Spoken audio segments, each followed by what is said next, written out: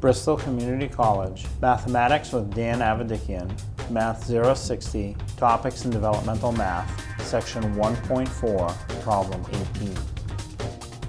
This is Section 1.4, Problem 18. It says, what is 74 take away 18? So this is a subtraction problem. I'll write 74 minus 18.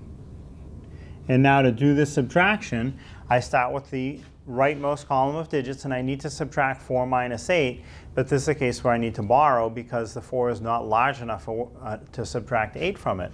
So I will go over one column of digits to the left. The number in the upper position of that column is a 7. I'll cross it off, reduce it down to a 6, and that will allow me to put a 1 in front of the 4 I had. That'll change the 4 into a 14. Now I'll do 14 minus 8, which is 6. That I can do. Then the next column of digits over to the left is 6 minus 1, which is 5. So the answer is 56.